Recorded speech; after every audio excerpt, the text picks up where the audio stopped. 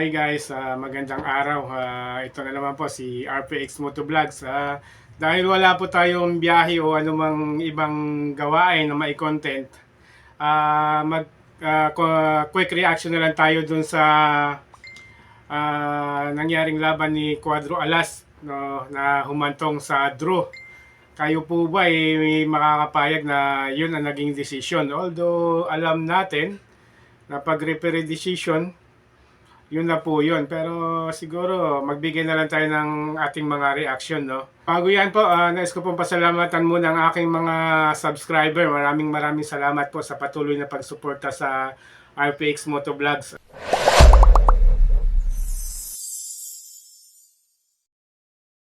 Okay guys, bago tayo magpatuloy, no, panoorin muna natin itong mga ilang highlights sa laban ni Cuadro de Alas. Watch guys. Opening round pa lang guys, pinakita na ni Cuadro Alas ang kanyang kabangisan.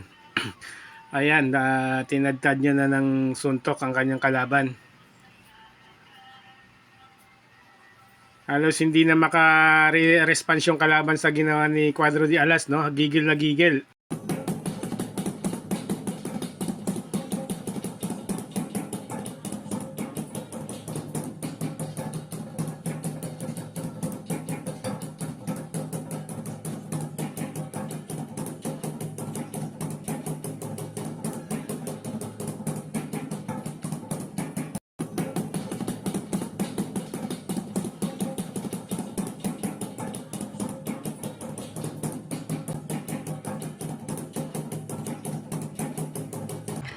Parang bara-bara sumuntok yung kalaban, no? At saka pa isa-isa. Hindi although nakakatama siya dahil medyo kulang sa lakas kaya kayang-kaya ni Cuadro de Alas. Pero matibay din siya guys, ha. Lalakas ng tama ni Cuadro Alas sa kanya pero kayang-kaya pa rin ng mukha.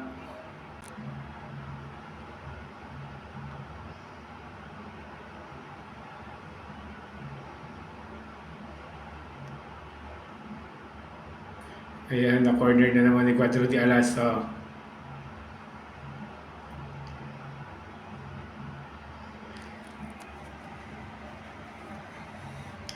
Masaklap guys, pagdating sa round 4, doon nagkaroon ng problema, no? Hindi malinaw kung na-headbutt ba o yung suntok ni Cuadro Alas ang bumasag sa kilay ng kalaban.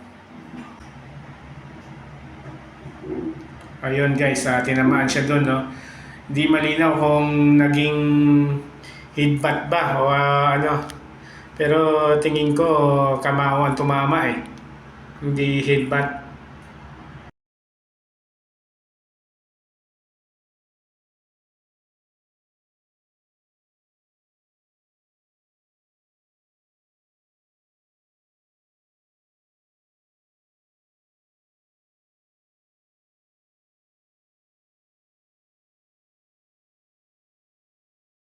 Ayun guys, itinigil na referee ang laban.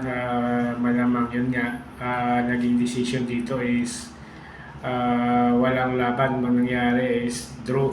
Ayun, maraming salamat po ulit sa inyo panunood, no? Para sa akin, medyo hindi makatarungan, pero gaya po ng sinabi natin na sports rules, basta referee decision is final. Although alam ko sa boxing, pwede yatang ano, no, ilaban pa yan para ma-review yung laban. So abangan na lang natin guys kung ano ulit magiging decision. Baka lumabas na technical knockout na naman. So congrats na lang po kay Cuadro de Alas. Okay guys, comment nyo na lang kung ano masasabi nyo. Maraming salamat.